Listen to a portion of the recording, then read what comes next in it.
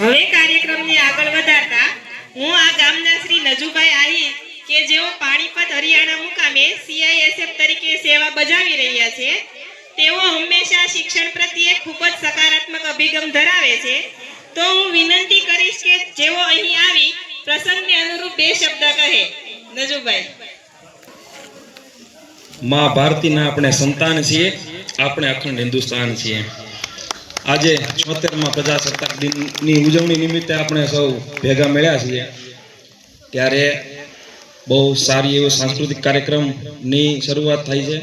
અને હમણાં જે ખાસ કરીને જવાનોની જે દેશદાજ અને જે એનું જનૂન જે રજૂ કરવામાં આવ્યું, ખૂબ સરસ. અત્રે ઉપસ્થિત સરપંચ શ્રી નાઝમામાં, આપણા ગામનું ઘરેણું એવી આપણી ખારી પ્રાથમિક શાળાના આચાર્ય શ્રી LD પ્રજાપતિ સાહેબ તથા શિક્ષક મિત્રો, આપણા પરિવાર, સમાજ, દેશનું ભવિષ્ય એવા આપણા ભાલા વિદ્યાર્થી ભાઈઓ બહેનો, વાલીગણ તથા ગ્રામજનો, આજે આપણે રાષ્ટ્રીય તહેવાર 26મી જાન્યુઆરી પર્વની ઉજવણી નિમિત્તે આપણે સૌ ભેગા થઈએ, ત્યારે હું મંચસ્થ વતી આપણા વાલી મિત્રો, શિક્ષક મિત્રો તથા વિદ્યાર્થીઓનું સ્વાગત, અભિનંદન સહ આભાર વ્યક્ત કરું છું કે મને બે શબ્દ બોલવાનો મોકો આપ્યો. ત્યારે શરૂઆત આજના દિન વિશેષથી કરવા માંગીશ. 15મી ઓગસ્ટ 1947ના દિવસે આપણો દેશ આઝાદ થયો. ત્યારબાદ દેશનું બંધારણ ઘડવા માટે સમિતિની રચના કરવામાં આવી, જેના અધ્યક્ષ ડોક્ટર બાબા સાહેબ આંબેડકર હતા. આ બંધારણ 26મી જાન્યુઆરી આજના દિવસે 1950ના રોજ અમલમાં આવ્યું. આ દિવસથી ભારત સાર્વભૌમ પ્રજાસત્તાક બન્યું. ત્યારથી દર વર્ષે આ આપણો રાષ્ટ્રીય તહેવાર ઉજવવામાં આવે છે. આ પ્રસંગે રાષ્ટ્રપતિ દ્વારા ધ્વજવંદન કરવામાં આવે છે, જે દર વર્ષે દિલ્હીના રાજપથ ખાતે લહેરાવવામાં આવે છે. આજના દિવસે સવારે શાળાઓમાં, સરકારી કચેરીઓમાં ધ્વજવંદન કરવામાં આવે છે, રાષ્ટ્રધ્વજને સલામી આપવામાં આવે છે અને રાષ્ટ્રગીત ગવાય છે. દિલ્હીમાં લશ્કરી વાહનો સાથે ત્રણેય વિંગ, આર્મી, નેવી, એરફોર્સની પરેડ થાય છે. રાષ્ટ્રપતિ દ્વારા એની સલામી ઝીલવામાં આવે છે.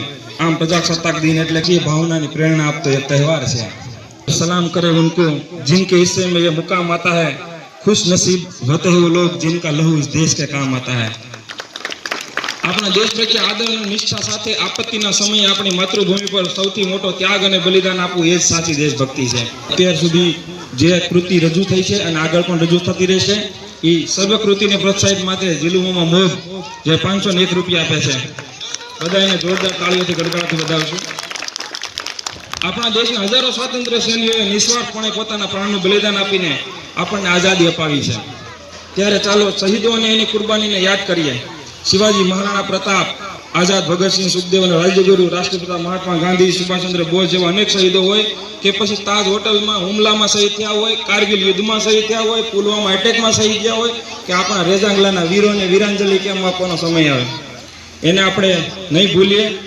સહ શહીદો અમર રહે. ઘર પરિવાર અને વતનથી દૂર રહેલા સરહદ પર દિન રાત દેશની સરહદોના રખાપા કરી રહેલા મારા સાથી ભારતીય જવાનોને પણ સલામ છે.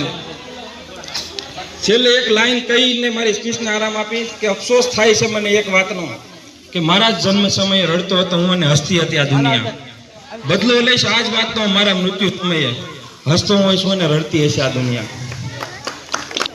હિમાલયથી મોટું સાહસ કરનારા, દેશને ખાતર કોઈની સામે પોતાનું મસ્તક ના નમાવનારા, માતૃભૂમિને કારણે પોતાના પ્રાણની કુરબાની આપનાર શહીદોને લાખ લાખ વંદન.